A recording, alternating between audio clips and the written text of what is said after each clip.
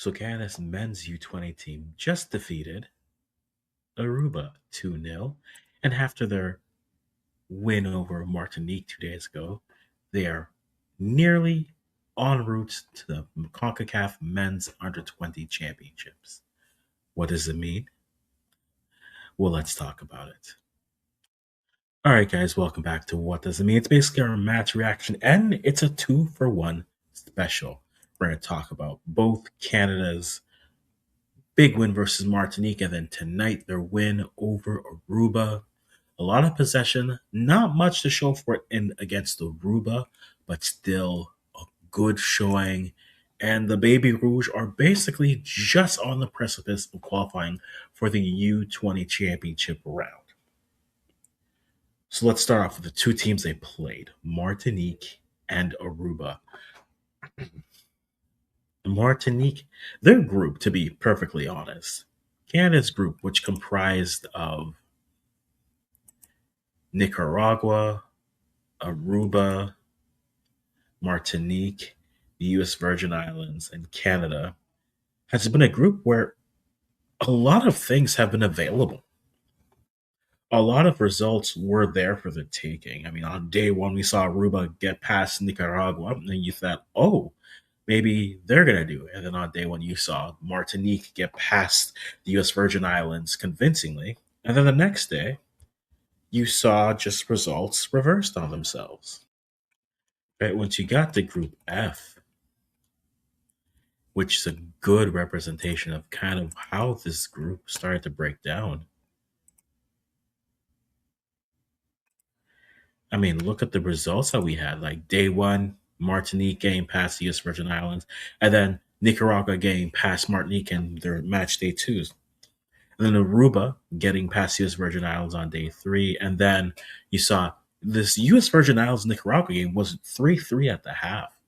So I think it does show a leveling out of the teams. Yes, you are seeing lopsided victories like we saw with Canada's 8-0 and their 14-0 win over the respective opposition.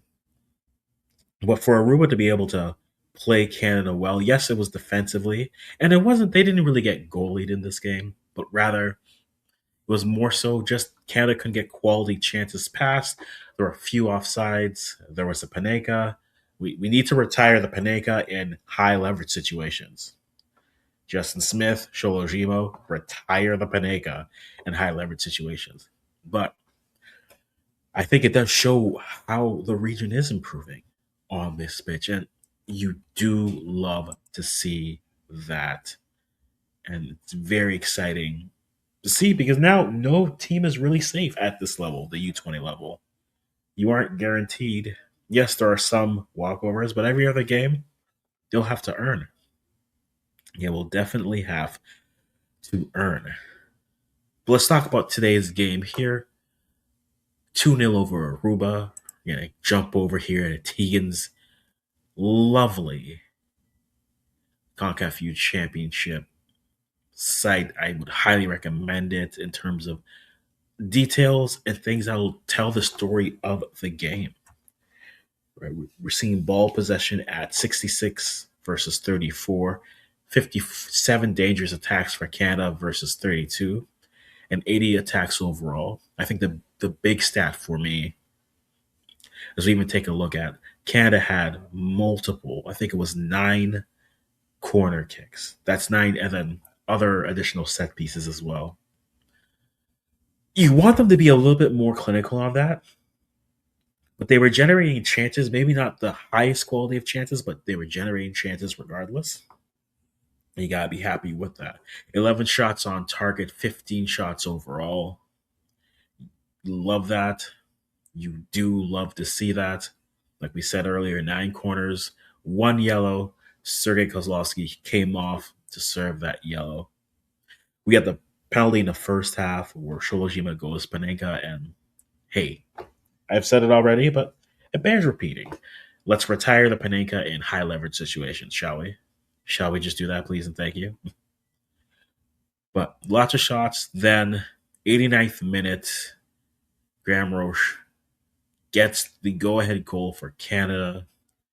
Then Jadolson puts it away with a penalty that's drawn by Graham Roche, and it's 2-0 for Canada. So that on top of their large win against Martinique, where we saw Aiden Evans pick up a hat trick, we saw Graham Roche pick up a goal. Bibishkov, we talked about him earlier. I think he has certainly impressed. And Bosenberry's going and scoring a goal as well. They enter, and the best way to be would be to show it with CONCACAF. But they enter their final match day needing simply, they're virtually guaranteed a spot in the final 12 teams for the U20 CONCACAF championships on the men's side. They would have to lose to Nicaragua by about 15 goals, or the goal difference is there, and will show you how close and how far they are.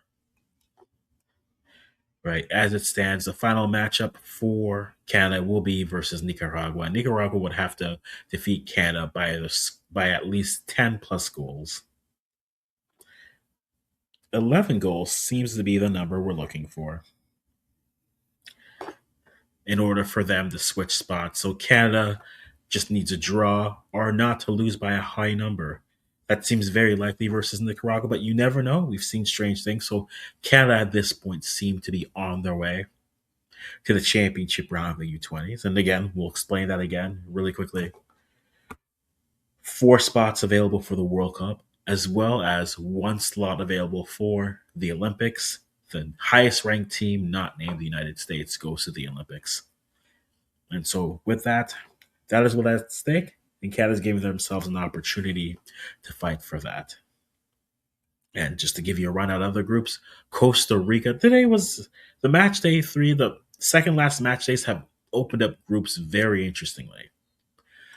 Right, we saw Costa Rica have a very entertaining 3-3 draw versus Bermuda. You had Trinidad and Tobago with a solid win. Moving forward in Group D, we still have Haiti and Curacao sitting at the top of their group. Winners of that game are going on.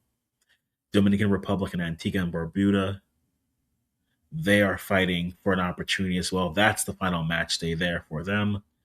Jamaica, Puerto Rico, another match day where Puerto Rico winning outright takes them on. A draw won't work, or they'd have to win, or Jamaica would have to lose by double digits just to put themselves back in. And then in Group A, El Salvador and Suriname. Suriname needs to win a little bit closer on the goal difference. So Suriname simply needs to win by 3 goals. And they surpass El Salvador on their final match day.